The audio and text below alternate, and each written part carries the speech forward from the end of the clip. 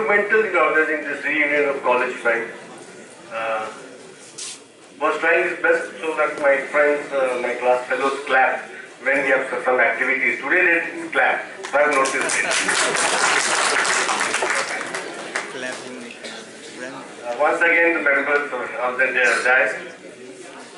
It is very proud day for me because my class fellow is the chief guest, Ken Kanappa. And of course, after this was my junior and faculty members and my young friends.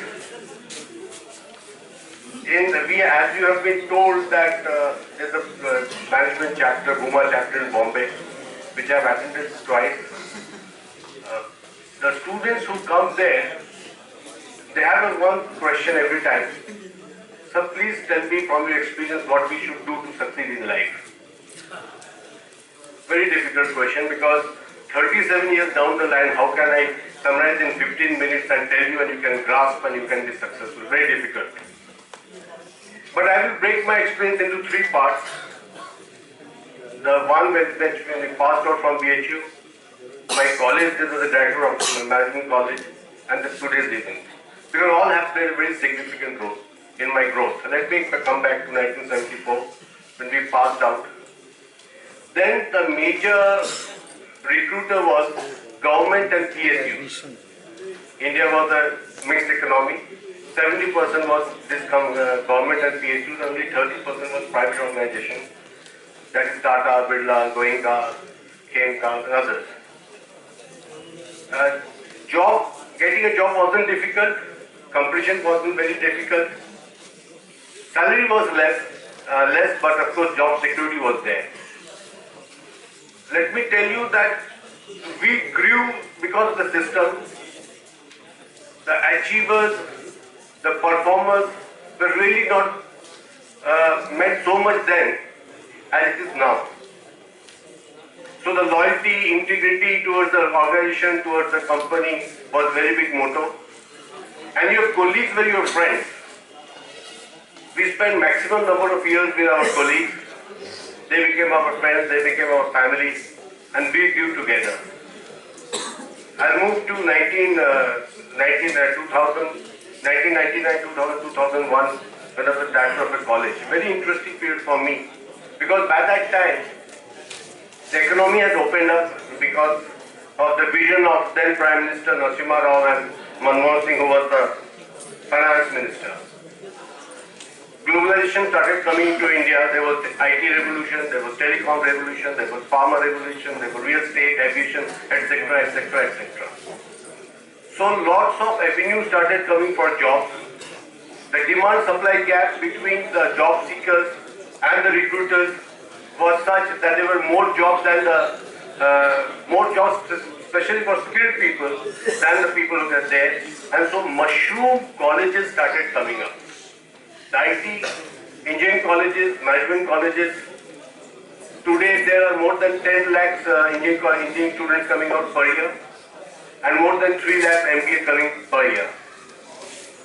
But the sad part is, when I was director of a management college, I noticed that which type of students came for studying this type of colleges.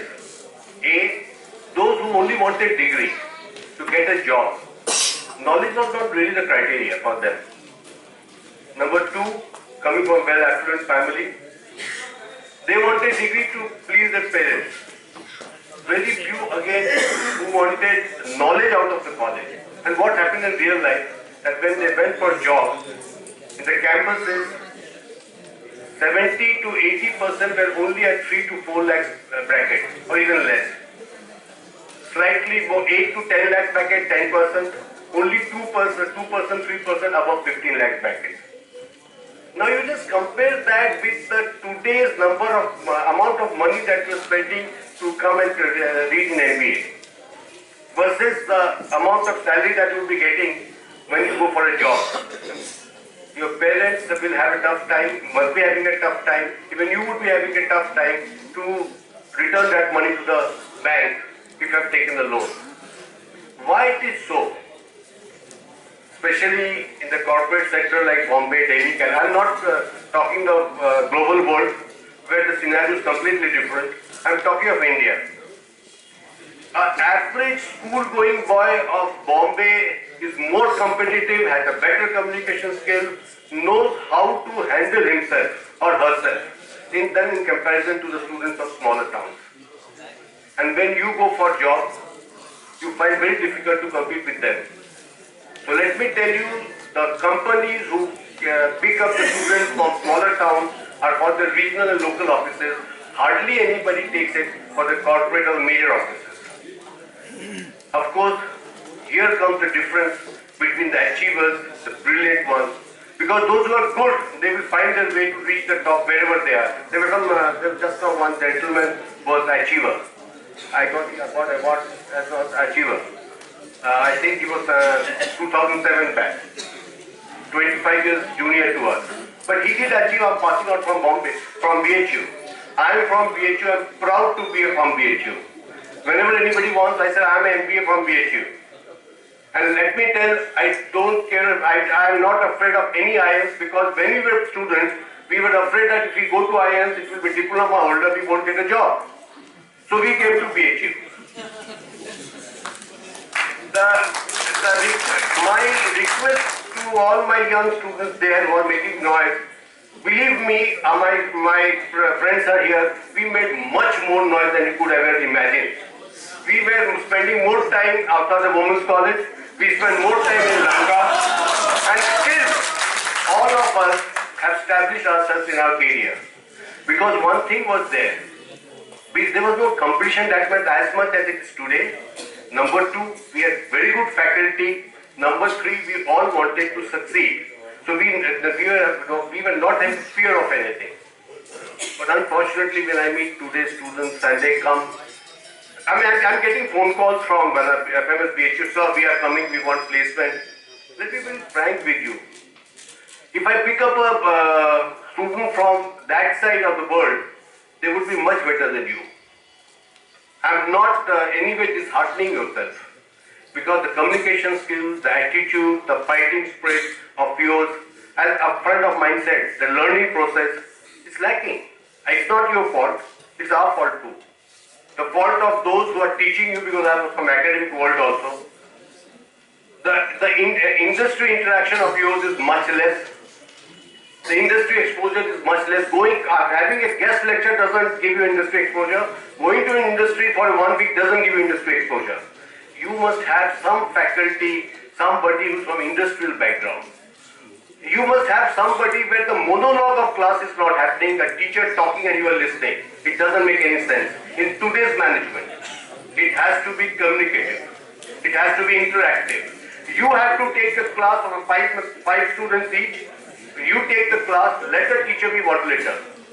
Then you will come to know how his communication skill is, how his knowledge is, whether your class fellows are able to understand what you are trying to teach them. Believe my friends, you will become topper in wherever you go. If you change your attitude and want to become successful, not by being a follower, but by taking a passion to succeed. This is the time to dream. This is the time to play. This is the time to pull legs. This is the time to fool around. At the same time, this is also the time to build your career. Coming back to the last part of my current scenario, I have two sons. One is BE MBA working in a global bank, multinational bank, and one is a BCom MBA working again in a multinational security company. I was talking with them a few days back, and I was finding that in their face there is a lot of stiffness, pressure, tension, because they say that in your time, if you are working for the company, loyalty for company, in today's time it is loyalty for us. We have to think for ourselves. Company may think, may not think for us. That is the thought process which has gone changed. And believe me, this is the process which has come from the Western world, the American culture, where everything runs for money, nothing else.